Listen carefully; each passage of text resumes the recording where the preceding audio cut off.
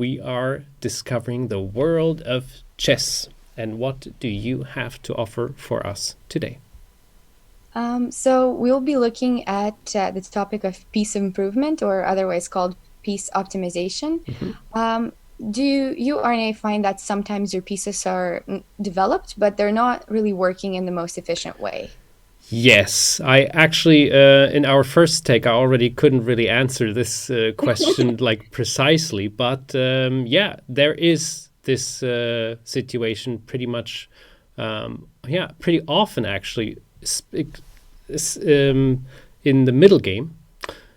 And due to my weird openings, I also struggle with activating my bishop on the right way, or even the knight. And yeah, so yes, absolutely, it happens. And sometimes I am in a bit of a painful situation because you play with a piece less for a long time. I don't like that. Yeah, right. It can happen, especially if you come out of an opening where you didn't know theory and you're in an unfamiliar middle game position. So yeah, it can happen. It can happen to anyone.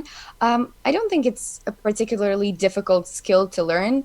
Um, it's more of you just need to always be looking for ways to improving your pieces and finding the ideal squares for them. Hmm. It's not having a plan is usually not a problem that you would have, like at my level or at our level. So um, maybe the one thing that people normally have trouble with is spending too long on coming up with it. So Hmm. when in reality it's very simple. When you don't know what to do, it's usually best to just improve your pieces because it can never do you any bad. Okay, good. So it's like a bit of a mindset thing again, and something where you have to just, yeah, keep calm and be more active with the pieces. Okay, I cannot wait to learn about this. So yeah, let's go for it. You may share the screen. I hope all of you at home have the same or similar feeling. And there we are. Look at that. If that ain't Uh, a middle game, I wouldn't know. yeah, it's a very interesting middle game. So I basically wanted to show two sides of piece optimization, Mhm. in a positional and in a tactical context. So um, because in those two types of positions, the timing can be vastly different. So in tactical positions, you have to act a lot faster, uh, while in a positional context, it's more of a you have other more long-term priorities. But in both of those types of positions, you still need to remember the best to find the best squares for your pieces. Mhm. And yeah, so we'll take a look at those two types of positions. So we're going to start with a more, I think this one is more positional. So here we are at our first game. Let me put the first move in. Mhm. So you're playing with white here, Okay. and after queen c8, it's kind of clear that white should have the upper hand. You see that white's pieces are a lot more active. White has a lot more space. Um, so you could even say that white is positionally winning, but um, in a practical game, it would be more difficult. It would be more difficult to get there. So it it is not a question of who is better here, but rather I want you to find basically a plan of further improvement for your pieces. Good. All right. So let's take a look. Now, how can we improve the black squared bishop? Because he only has a real one space, which is c3, but that's not an improvement. Actually, it's just blocking the beautiful rook on c1. B4 is taboo, and of course e3 is taboo too. And well, I didn't think of e1 yet, but it doesn't look very tempting as well. Then we have the white knight. Also, not many squares actually. h4, g5, d4. All of them are no-goes. So best would be maybe to move the bishop on d2 so the knight can go to d2 and then to e4. And yeah, that's how far I went with my plan. Dear viewers at home, what do you think? What is a good way to activate some of the white pieces in the best way possible? Were my thoughts completely out of balance, or was there some It's truth behind it? it's 50-50. Oh, okay. So you're right about improving the bishop. The bishop on d2 is not exactly doing much right now. So it should go on c3 and be defending both pawns there. And yes, it's covering the rook, but it's better that Ah, it stands on c3 than it does on d2. yeah. And the knight, I think, can stay on f3 for now, Oh. because once you move it away, for example, d2 and then e4, you're going to have to deal with things like f3, and that might not be the most pleasant. But it is a pretty good positional plan to place a knight on d6. That would normally be a very, very good square. Hmm. So, yeah, bishop goes to c3, but there is a slightly different idea behind it. So, if Okay. it's not the knight, what do you think could be it? So bishop c3 is a good idea. Now, what would be the good idea for bishop c3 if it's not the knight? Okay, so yeah, so then we just try to get the D line with the F rook. Mm-hmm. Exactly. Ah. It's the idea is to open up the d file and double your rooks onto it. So you need to recognize that the d file could actually be more important for the rooks than the c file is at the moment. And this is why bishop goes to c3, and then, like you said, exactly, then you double the rooks on the d file, and that is in just a few moves, white's position will be improved, and they will actually have some threats.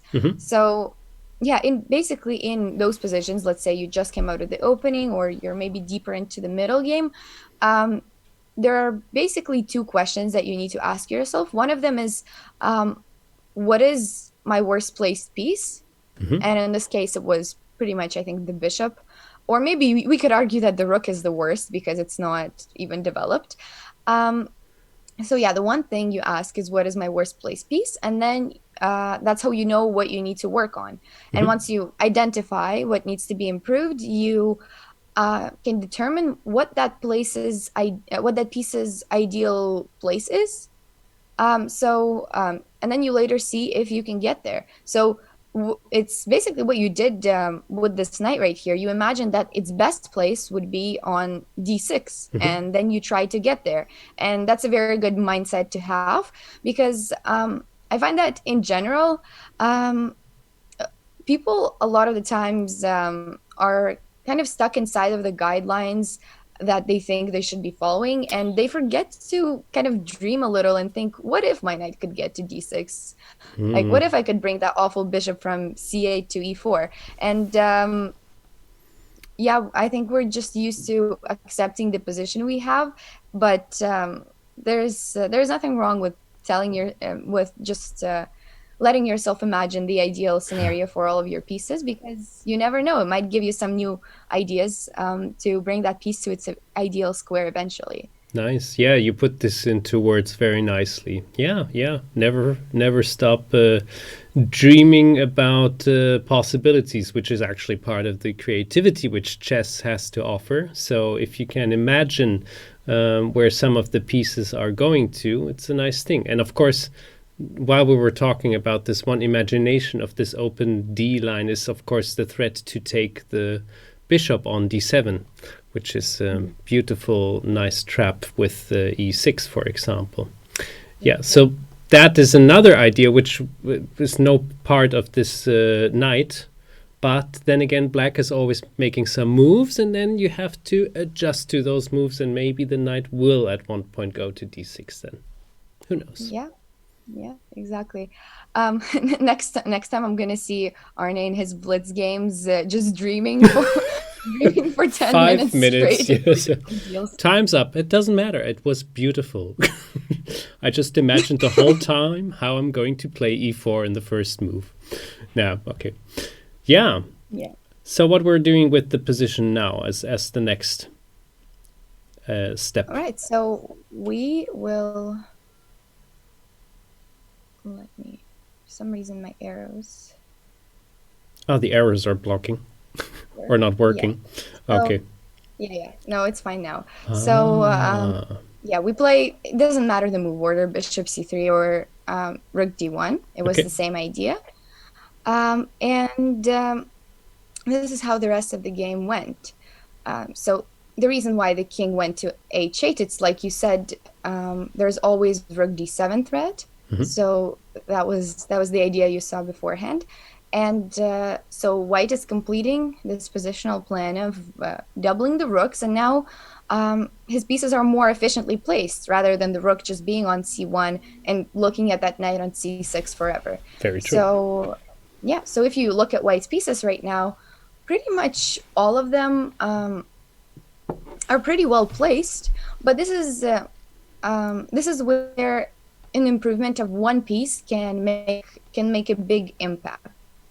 So they're all seemingly okay, but one of them has a better use elsewhere.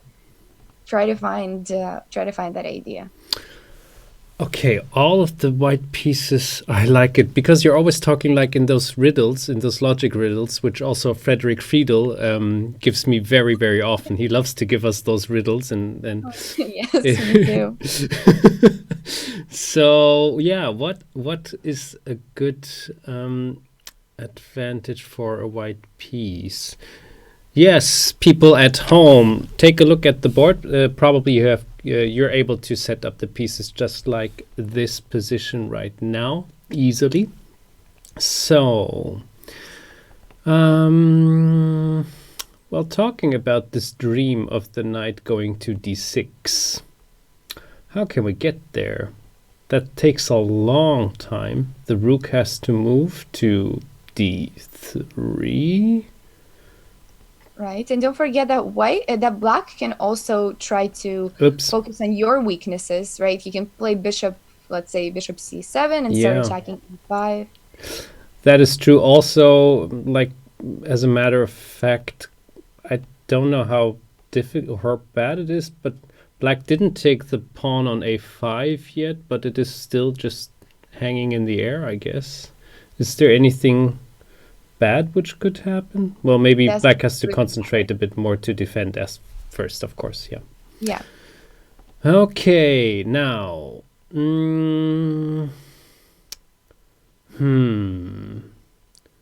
so I'm just seeing, I just think it is the knight which has to do some cooler stuff here. Or maybe it's the queen now? Can the queen go?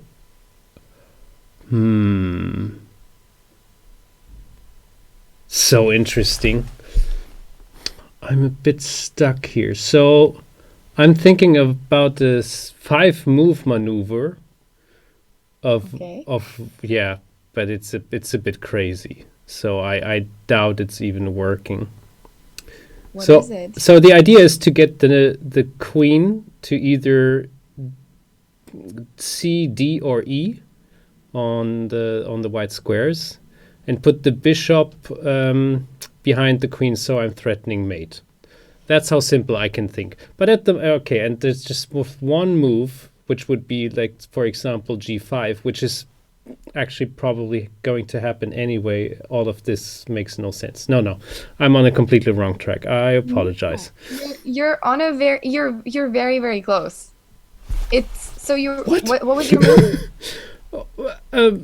Well, Queen C2 was the idea. Queen C2 is the perfect move. That's exactly what happened in the game. How did that happen? Okay. You doubt yourself too much. Maybe. It is Queen C2, and the idea is that the queen already basically did its function on the queen side. So it attacked e6 very well. It attacked b7. Now it's not a problem anymore. So the queen can be really more efficient on the king side. And it is coming to g6. That You were is, yes. thinking it's coming e4 maybe? That's where you wanted it to come? Yeah, but g6 is actually better. So if I would have thought about it even a bit longer, g6 is better because the threat, it fulfills the same purpose I had in mind, but is also building up a new threat with attacking the rook on f7. So black has to react, and that of course gives white more time to conquer this plan I had in mind. Oh, cool. Okay. Yeah. So it is queen c3. Yeah, basically this position, if I think if you turn on the engine, it will say that white is just winning and there's many ways to do it. But it's because white has a huge positional advantage, much better placed pieces. And but this is, I think, the most efficient way of bringing the queen to g6 is a very nice idea. So black still tried to win a pawn. And now bishop to c3 happens. So now, now the position gets a little more tactical rather than positional. And I see from it. here on, you see the move? Yes. What is it? It's bishop d3, of course. No. No. Why isn't it bishop d3? Well, let's see. If you play bishop d3, yeah, knight. The queen has to go to g. The king goes away. The king can't go there. Is it rook f5? No, it's not. It has to be queen g8, right? Yes, it has to be queen g8, and then it protects. And then I thought of, knight to g5. Okay. Because that cannot be taken. But then again, it doesn't have to be taken, and that's the whole trick. So black simply. Actually, okay. Hold on. I'm trying to think about. I don't want to. I'm so sorry. I don't want to interrupt the whole lesson here with my crazy ideas. This is an interesting position. I was thinking of maybe bishop e8. That is a nice one. Yes.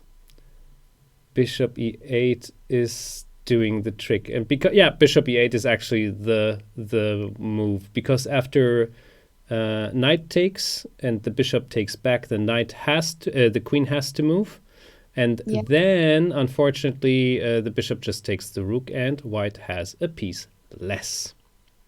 Yeah, I was a bit too quick. Apologies. But then again, I was just dreaming a little bit. I just learned it's not the worst thing. But maybe you get... So, okay. Back to serious business now. Apologies again. No, don't worry. But it's good that you're looking at other moves other than just, just recapturing and just playing it safe. So it is not a recapture, or else I would not be asking you to solve this position, I guess. Yes. So can you find another strong tactical continuation? No, you basically, I think you'll find it because you already see the ideas of this position well. Okay, so what happens after knight to g5 immediately? Then the bishop could go back again. No, it can't.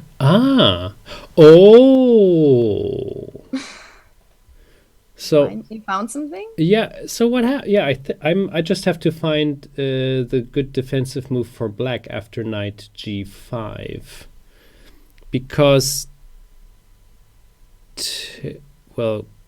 can like just let's say recapture. Yeah, black can just take it, right? Oh, really? Is this not? Oh gosh, it's so many things. So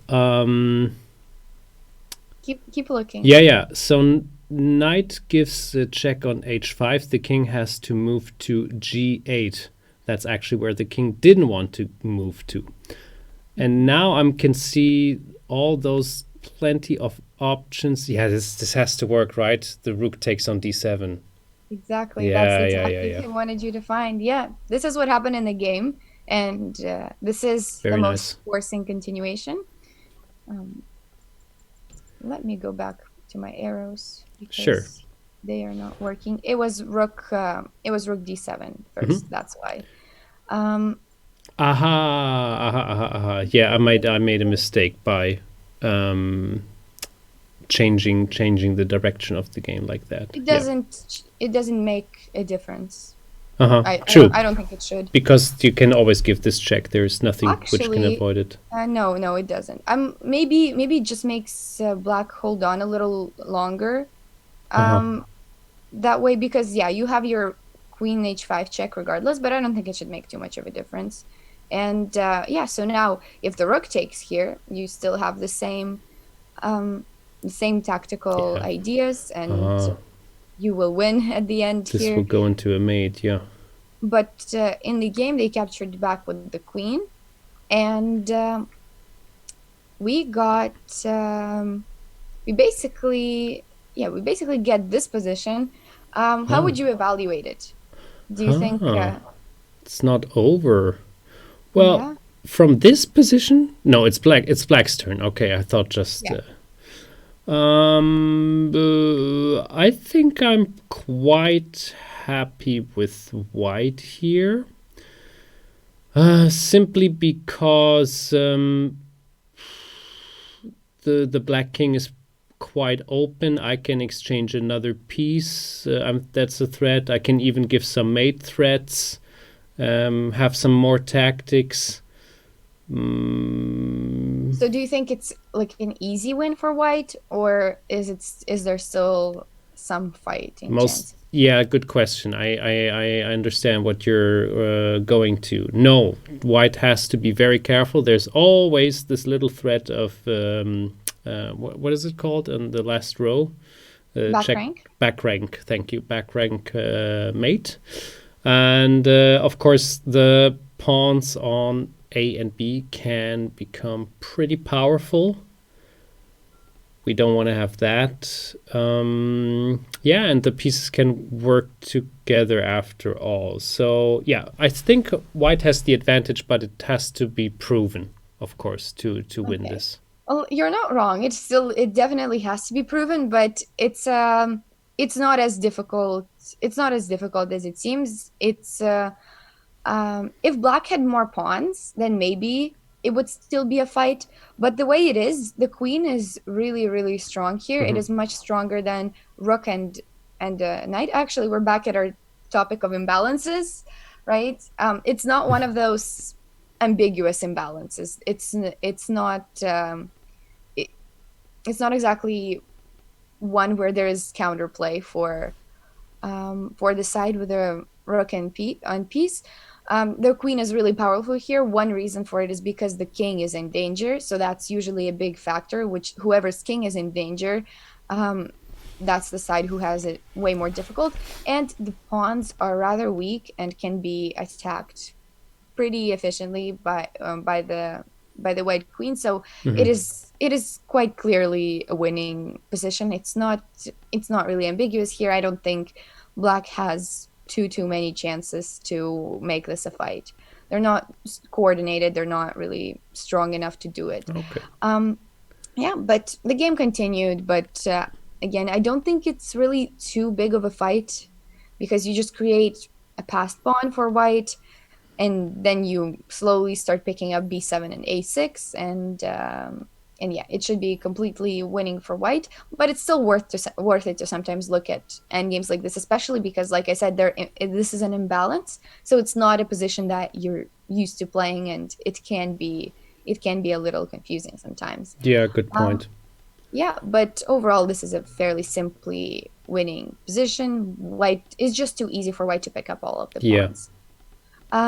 Yeah, so the next example is also about piece optimization and having all the pieces efficiently included in the attack. Hmm. So there is also another reason why this game is very special, but I will not reveal it just yet because I want you and the viewers to solve it on your own first. Okay. So the opening was the dragon. Let me again make my arrows work.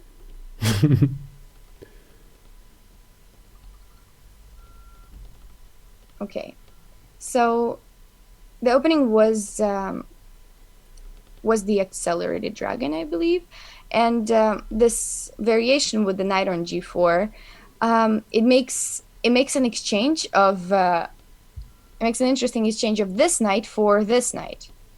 Have you ever seen it Oh before? You seem no, so I'm just great. like what is going on? It seems No, to no, be the no. This is most. a common idea. This is it Jeez. happens a lot in this type of position. The regular move order is probably d6 and f3. Now this is probably the position that you see more often. Okay, yeah. Ah, yeah, Um, yeah. But now I understand. But I've never. Yeah. That's what happens if you don't. If you only stick to your own openings all your life, then you just never see anything like this, which is probably perfectly normal and absolute completed theory in many cases. I I thought assume. you played e4. I play E4, yes, but I never go into this shenanigans. You just avoid all Sicilians. Exactly. Yeah, yeah. I have my own anti-Sicilians, so Right. Nice. watch Yeah, out, well, people. so it's a very common idea to play knight g4 and exchange this knight for this knight. And here, actually, this is probably an important thing to remember. A lot of the time when this happens, not even exactly in this position, this can happen earlier too, at an earlier stage. You usually go back with queen d1. You see how that's Oh, blue wow. square theory, queen going to back to d1. Sure. Okay. It seems strange, but Seems to be. usually that's the best. Yeah. That's the best place for the queen. You go back, you attack the knight, because the queen usually just has more things to do in d2. But not in this game. And this game will go differently, and it went with queen to h4. Okay. So you can already tell that it's gonna be, maybe we will have some attack going on because white is definitely set for it. And this is our first position here. What would you play? This is a key position, and we just came out of the opening, so things will start to change here. What would you play? Sorry, I just wanted to don't be scared, people. There's a thunderstorm outside right now, and it just rolled the thunder in the background. I'm not sure how heavy you heard it, but I just felt it even. So just I did just not in hear case, so you don't get worried. Okay, so what do I play as white here? My queen is attacked. Maybe I should get my queen out of the way. Can I counter this attack in any kind? Doesn't look like. So where do I position my queen the best? Definitely g3 is not a very good idea. Yeah, it could actually, well, there's still this knight on c3, but the queen can take the knight, I think. No, maybe not. Yeah. No, yes. Is it? Yeah? Yeah. Yeah, Yeah, okay. So, of course, there is h6, but then my queen is a little bit out of the game. h3 is not very good. It opens up the d pawn for black. Oh, there are not so many good spots for the queen. I mean, f4 goes into the same variation with the queen taking the knight on c3. Even worse, probably. Oh, so, well, that is interesting. I So? can... Does that prompt you to think about anything? It, well, I'm thinking of a nice imbalance variation by just taking the bishop with f6 and then the bishop on f6 with the queen and then just taking the knight on d4. This is actually how I would really play it, like without You a would? doubt. Yes, I would always do that because I don't know. I would definitely lose this game and I'm blitzing far too much than I should admit it probably, but yeah, I think queen h6 might be the only real spot at the moment. And Okay. that worries You me. basically you discussed every single variation that exists here. There's not that many squares for the queen. No. But so let's see. So if queen g3, you saw the right tactic that the queen can take on c3 and then Yeah, do it this, works and because you're of the stuck. bishop taking on c3. That's why. Yeah, that's a Yeah, nice you're one. stuck with bad pawns. Queen going either g4 or h3 probably is met with d6 or d5, and you lose a bit of time.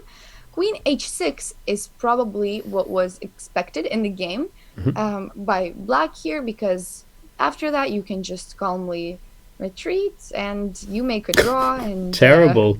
by repetition, and that's it. But the move that No. you suggested is the one. It's the one that was made in the game. Some people even give this game the honors of being one of the most beautiful queen sacrifices in, I don't know if I can say in history, but maybe. That is um, awesome. but it is true that it was very well executed. As we'll see after, how white was just really good at putting every single piece on its best square, and the attack was really well done. But the other detail is that this was found over the board, so it was definitely not computer preparation, because this was back in Wow. 1962, so definitely not. So this was definitely found over the board by Neshmetdinov. I don't know if I will pronounce that right, but I am Russian, so I'm hoping I'm right. Write it in the So comments. No, it's fine. It's fine. so the legend even goes that he thought for 40 minutes on this one move. Wow. But as we can see, Arne's quick calculation skills would definitely be superior, because he would have done this. He would have done this in a blitz game, as he claims. In 40 seconds. Yep.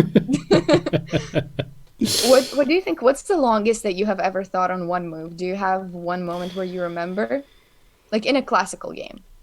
Yeah, it can happen. It can happen that I'm taking over half an hour at some moves. I wouldn't know a particular game to tell you the truth. There wasn't like I never had like a classical game where the absolute crazy amazing combination was leading to the win because I was thinking for such a long time. It was either very lucky, or I just thought like, oh, this should work. And then I'm just hacking it. I don't think I remember a particular, like I didn't have any deep calculation like this for 40 minutes or anything. But I purposely try not to think for over half an hour, because at a certain point, I think it's after 20 minutes, your thought process just becomes non-productive. So the only way I think it's worth it is if the position is highly tactical and it's crucial to calculate everything perfectly. Then yes, I think you can take a big portion of your time. Or if you're already calculating a winning line, so if you get it right now, then you don't need that time regardless. But yeah, generally a lot of mistakes get made from thinking too long, right? Because the first, the situation where your first move that you thought about on instinct, you thought it was right, but then you just doubted yourself and you ended up making the wrong move at the end. Beautiful. Yeah. Just a quick anecdote. In the last tournament I played in February, I had a position where I could give into a draw, and I wanted to avoid it because my opponent was lower rated. He's very talented, very good player, and he beat a far stronger player than me in the first round. So I should have taken this repetition, but I thought over half an hour for sure for this move. And then finally, after half an hour, I played a move where I thought like, okay, this is making things tricky. And he immediately won my queen.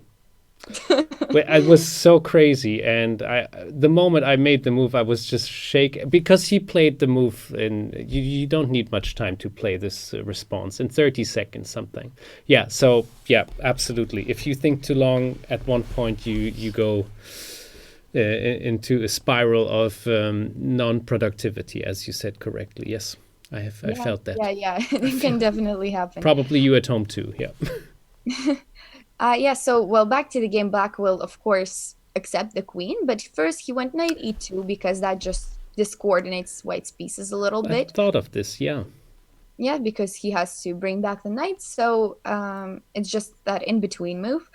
Um, but later he of course captured the queen. So now let's look at this position. So I want you to try to evaluate it. Like, who do you think has better chances? And find a plan of the best piece optimization. So where do they stand ideally? Where are you going to put your pieces later as White? So the main threat is actually a mate threat by White, and this is why the knight on c3 was pretty well positioned after all, because he can jump to d5 and give a check on f6, where the bishop is behind, protecting the knight. I know there is a mate position like this with the knight and the bishop and this fianchetto. Perfect. So the knight is on d5. d5 is good for the knight. Now, what about the bishop and the rooks? So, yes, the rooks can at one point maybe lash over to the third row and give a bit more pressure on the king's side. The white squared bishop is in a very good position, and I think the black squared bishop, that depends if I can remember this mate thread, is either going to d4 or it just stays where it is. Yeah. It's going to d4. You got it perfectly. So the knight is perfect on d5, the bishop on the long diagonal, and the rooks can later try to do a rook lift. So yes, of course. Sorry, so the D file for the rook would be something good. Yeah, and the bishop on b3 is also pretty well placed. So the thing here is, you didn't evaluate the position. What do you think the evaluation? I was hoping you forget it. No, I think with the perfectly well or good playing, I believe that black can get out of this situation by trying to swap enough pieces. But as I said earlier, I would always prefer the position for white because it's just more fun. Until the point where black has defended so well that it's not fun anymore. And I'm like, oh, damn, it didn't work. Yeah. So I think with the correct defending, maybe a rook can be swapped with a minor piece at one point. And black has to defend massively and then maybe wins. Okay, so it still didn't give me a very clear answer, but that was a good way to avoid it. So according to the engine, it's actually equal, which is crazy, but it's equal. Well, I think we would call it unclear. Probably that would be the more correct term for it. But surprisingly, it's kind of balanced. But when a position like this says that it's balanced, that's when you know that there's very good compensation, because for the amount of material that white is missing, for this position to be balanced, that means there has to be some very strong initiative. Sure, yeah. Even if the engine, who is very materialistic, even if the engine thinks that it's somewhat balanced, but the engine doesn't exactly matter. It's we're more looking at positions and ideas and not evaluations. But yeah, that's interesting to know. Basically, if you give black enough time to develop his queen side, so the rook and the bishop are not working right now, but if black gets the time to develop them, then maybe it could change. And if you don't create enough attacking chances at that point, then you can start losing all of the initiative. Yep. So that's why this is very tactical, and black and white has to act quickly to create some threats. And so we went with the knight on d5, which is what you suggested. The bishop goes on the long diagonal. Hmm. And yeah, and next plan, you already know what's coming. Well, probably the rook is shifting over to d3 and then to f3. Exactly. The rook is going to d3 and f3. Yeah. There were some other tactics here already. You could even consider taking on f6 and then playing rook f3. This was also possible, Okay. but that makes Yeah. some trades. That I makes exactly, and I think as white, I would try to avoid trading as long as possible. Yeah, right. So usually, as we talked about in imbalances, when Yeah. you're the side with, let's say, three pieces against a queen or two pieces and pawns against a queen, you don't want to trade because that makes their defense easier. Hmm. Yeah, you wouldn't want an end game of two pieces against a queen. That would, Wouldn't be fun. No, and yeah, that's yeah. This is obviously the position I'm in pretty often when I'm trying stuff like that. yeah. That's nice. No, I thought you would like this game because you said you liked queens. Definitely, I'm totally into it. I Yeah, do. this is, huh? I just want to ask the people at home: is this something which you like to have too as a white player, or would you prefer to be black here? I would be curious to know how you feel about a Mhm. position like this. Yeah, that's I think most people would pick white because Hmm. everyone likes attacking rather Hmm. than defending. But as a choice of like whether they would have sacrificed the queen in the first place, I think not a lot of people would do it. Sure, yeah. So so yeah, I think it's the hardest decision is to do it in the first place, but once you're already in a position like this, then most people would pick white. Hmm. Um, so there were a lot of there's even one more sacrifice here, but Oh, it's not really a real sacrifice because of course the bishop doesn't have time to take it yeah. yet. Because if he does, then there is obviously discovery checks and uh, winning the rook on e6. That looks very juicy for white now. Nice. Yeah. Um, so black Oh, played bishop e2, which is yeah, it's a very it's a very interesting one.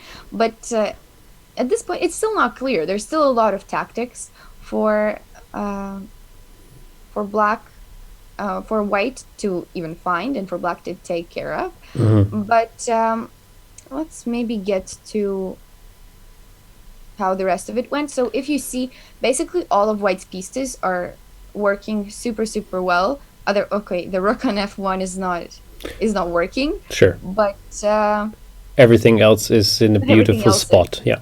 Yeah. If white had more time, I'm sure the rook would have already been somewhere on h4. Yeah. But yeah, so in the game they took, which wasn't the best, but I think black is just trying to get at least something for Hmm. suffering this long. And yeah, so they played even bishop d4 is a crazy move to me, but Oh, we're not gonna. Yeah, I think taking was good too, but that's just a yeah. really white is already having a lot of fun with it. I So think yeah. I think white wants to also try to go for the kill as long as possible, or keep this pressure up as long as possible, and then yeah, exchanging once again is destroying the main well, idea yeah, maybe.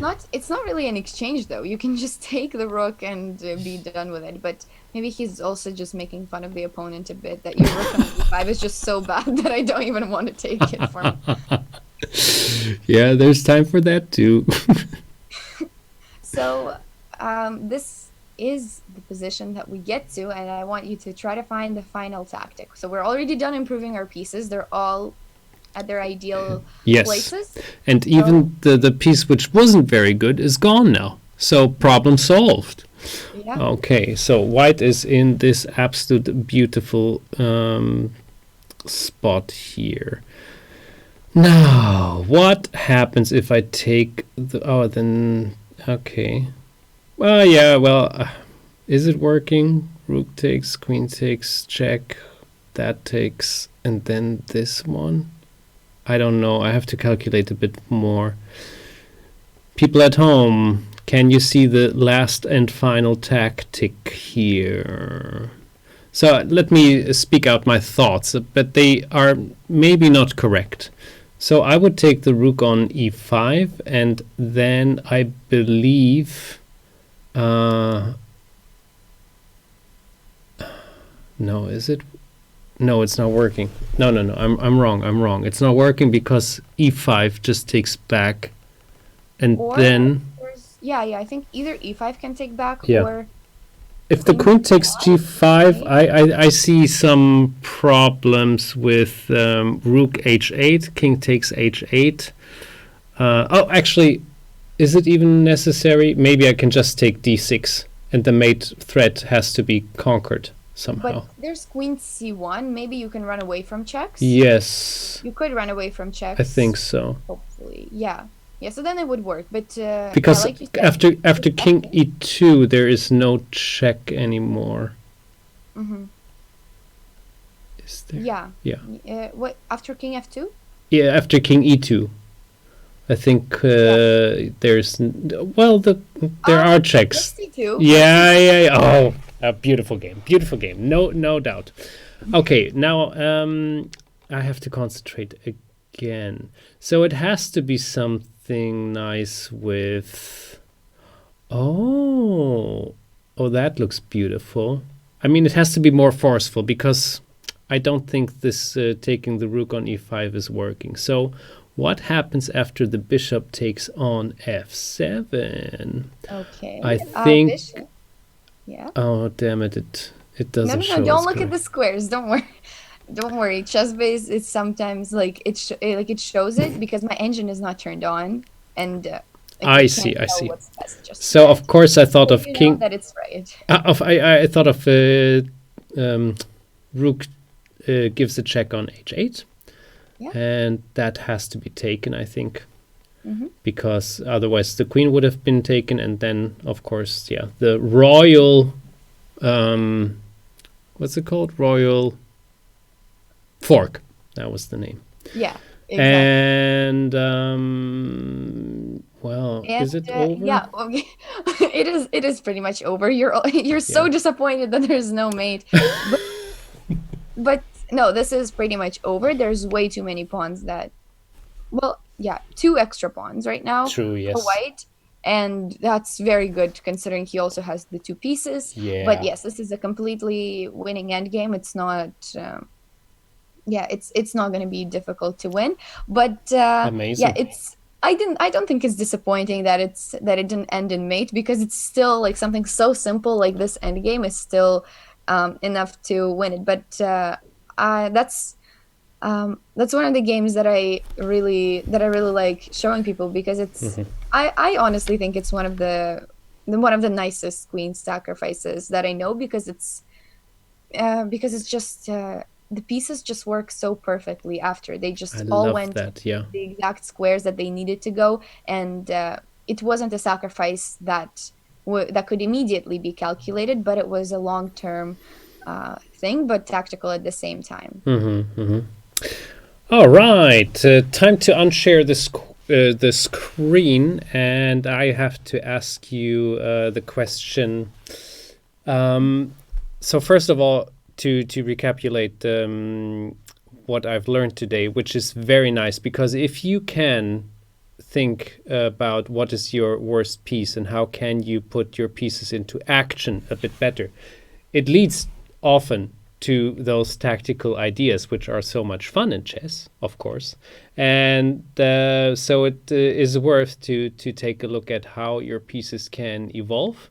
And then, of course, there's always those exceptions.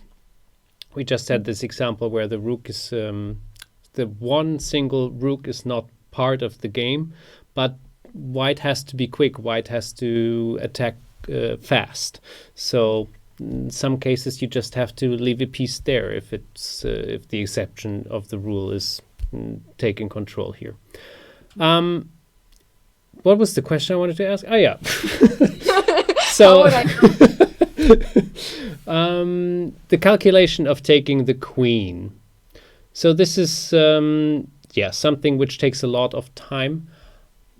when you have your pieces in a beautiful spot, and most of your pieces are advanced very well, and you have the feeling that you can do a lot of damage with them, is it very, very helpful to then think about this kind of position and think about a sacrifice like this a bit longer? Or if, because at one point we also learned, if you have a very good position, you can also make you don't have to sacrifice. That was the rule again, and this is again one of those exceptions. Is your question more about time, as in like time on the clock? Also, yes, this was like the second part of the question. But yes, time on the clock, kind of you answered already, because if you overthink it, then yeah, and I gave the example already. But yeah, the one rule is like, if you have a good position, don't sacrifice. It's not necessary, because you can just win this game by playing better. I think that was a bit part of our previous lessons. I think we've talked about it at some point.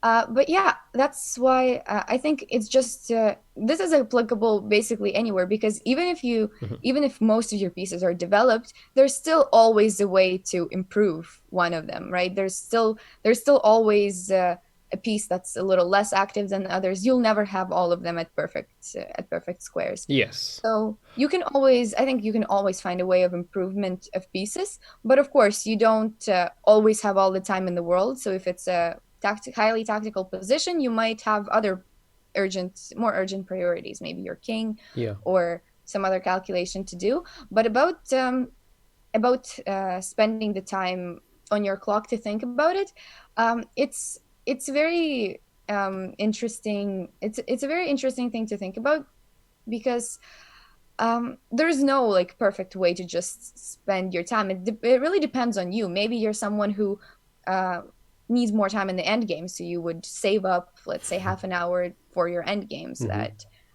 because you need more time to think about it.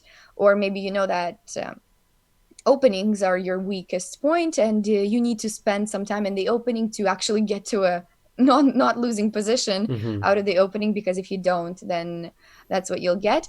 But yeah, usually I think you need to recognize in which type of positions it's worth it to think, and in which ones it's not. If it's something where the difference is not huge, so let's say you're thinking rook a to d1 or rook f to d1, that doesn't require 20 minutes of time to think about. True, yeah. Because the maximum that the difference is going to be is what, like 0.1, 0.2, like in terms of evaluation. It's not going to be much. But if it's a highly tactical position, and it's one move is a difference between a win and a loss, then it's definitely worth it to think about. Yeah, and as you also mentioned in one of our other lessons, it also depends on your character. If you're the person who likes to attack, then it's worth thinking about these things, because it's a strength of yours to calculate the tactics a bit better. If you're more positionally playing person who likes to be more defensive, then it might be a good idea to not think about those tactics too long, and just put your pieces into an even better position and just like slowly grind down your opponent or something like that.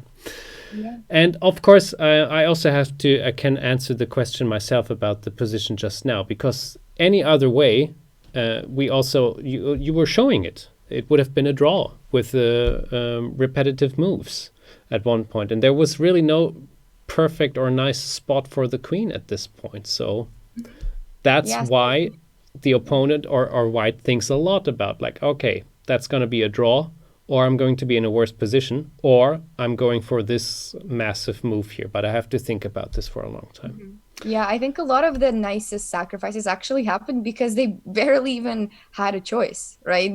Because everything else just seemed bad, so they were kind of forced to calculate all of these crazy things. Yeah. So yeah, that's how we get some of the nicest sacrifices. True. Yeah, that was a very, very nice lesson. I learned a lot. It was a long lesson, over 50 minutes. Woo! Yeah, time flies when you're having fun. Thank you so much, Svitlana. All of you guys at home, I wish you a lovely week, and we see each other next Tuesday.